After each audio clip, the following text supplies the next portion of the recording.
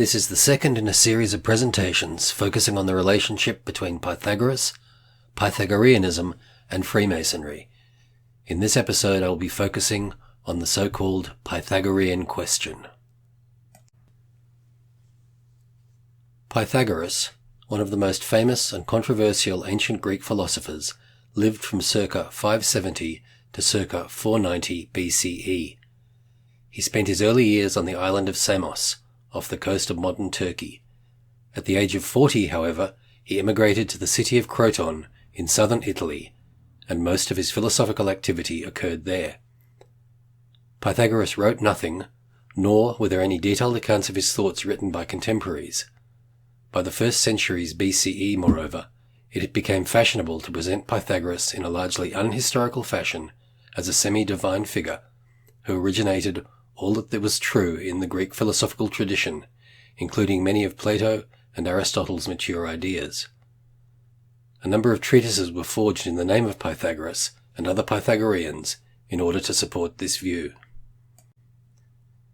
The Pythagorean question, then, is how to get behind this false glorification of Pythagoras in order to determine what the historical Pythagoras actually thought and did.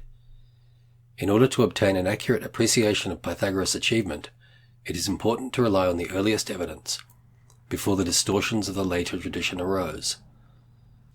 The popular modern image of Pythagoras is that of a master mathematician and scientist.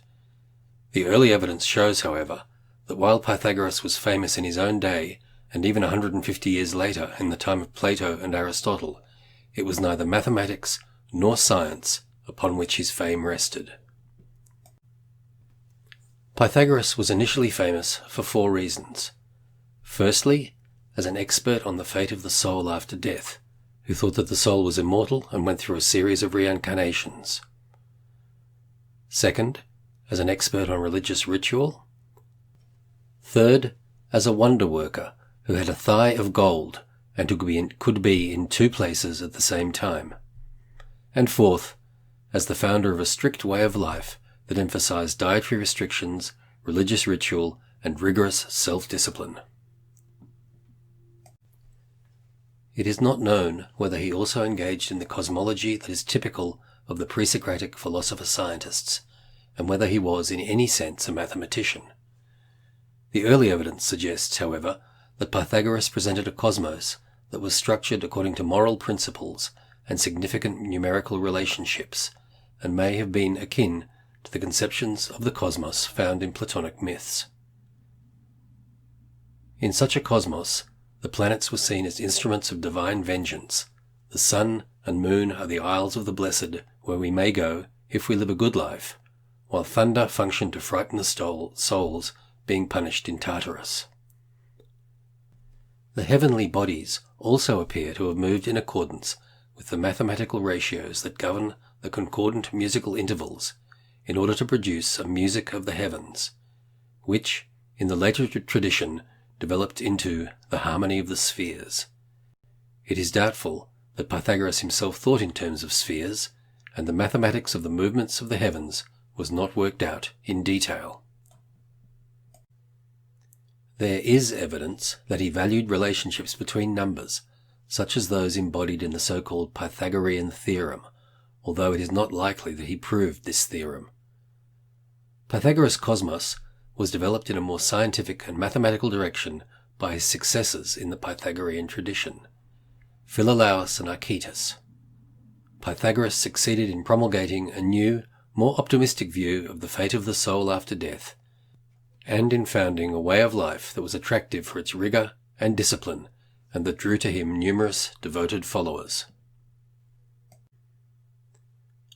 What were the beliefs and practices of the historical Pythagoras? This apparently simple question has come to be known as the Pythagorean Question for several reasons. First, Pythagoras himself wrote nothing, so our knowledge of Pythagoras' views is entirely derived from the reports of others. Second, there was no extensive or authoritative contemporary account of Pythagoras. No one did for Pythagoras what Plato and Xenophon did for Socrates. Third, only fragments of the first detailed accounts of Pythagoras written about 150 years after his death, have survived. And fourth, it is clear that these accounts disagree with one another on significant points. These 4 points would already make the problem of determining Pythagoras' philosophical beliefs more difficult than determining those of almost any other ancient philosopher, but a fifth factor complicates matters even more. By the 3rd century CE, when the first detailed accounts of Pythagoras that survive intact were written, Pythagoras had come to be regarded, in some circles, as the master philosopher, from whom all that was true in the Greek philosophical tradition derived. By the end of the 1st century BCE, a large collection of books had been forged in the name of Pythagoras and other early Pythagoreans, which purported to be the original Pythagorean texts from which Plato and Aristotle derived their most important ideas. Thus, not only is the earliest evidence for Pythagoras' views meagre and contradictory, it is overshadowed by the hagiographical presentation of Pythagoras, which became dominant in late antiquity. Given these circumstances, the only reliable approach to answering the Pythagorean question is to start with the earliest evidence, which is independent of the later attempts to glorify Pythagoras, and to use the picture of Pythagoras which emerges from this early evidence as the standard against which to evaluate what can be accepted and what must be rejected in the later tradition. When examined as a timeline, the dates of the extant sources we have for Pythagoras show how great the problem of definite attribution becomes. Between the supposed dates for the life of Pythagoras to the first extant works of biography and philosophy, more than 700 years elapse, such that, by the time of Diogenes, Laertius, Porphyry, and Iamblichus, he is as much legend as fact. References to Pythagoras by Xenophanes, from circa 570 to 475 BCE, and Heraclitus, approximately 500 BCE, show that he was a famous figure in the late 6th and early 5th centuries. For the details of his life, we have to rely on 4th century sources. While there is a great deal of controversy about his origin and early life, there is agreement that he grew up in the island of Samos, near the birthplace of Greek philosophy, Miletus, on the coast of Asia Minor. There are a number of reports that he travelled widely in the Near East while living on Samos, for example to Babylonia, Phoenicia, and Egypt. To some extent, reports of these trips are an attempt to claim the ancient wisdom of the East for Pythagoras, but relatively early sources, such as Herodotus and Isocrates, associate Pythagoras with Egypt, so that a trip there seems quite plausible. Aristoxenus says that he left Samos at the age of 40, when the tyranny of Polycrates, who came to power circa 535 BCE, became unbearable.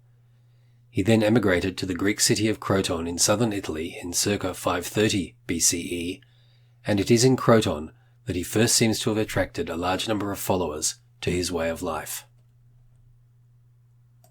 There are a variety of stories about his death, but the most reliable evidence suggests that violence directed against Pythagoras and his followers in Croton in circa 510 BCE, perhaps because of the exclusive nature of the Pythagorean way of life, led him to flee to another Greek city in southern Italy, Megapontum, where he died in around 490 BCE. There is little else about his life of which we can be confident. The evidence suggests that Pythagoras did not write any books. No source contemporaneous with Pythagoras, or in the first 200 years after his death, including Plato, Aristotle, and their immediate successors in the Academy and Lyceum, quotes from a work by Pythagoras, or gives any indication that any works written by him were in existence. Several later sources explicitly assert that Pythagoras wrote nothing. In the later tradition, several books came to be ascribed to Pythagoras, but such evidence as exists for these books indicates that they were forged in Pythagoras' name and belong with the large number of pseudo-Pythagorean treatises forged in the name of the early Pythagoreans, such as Philolaus and Archytas.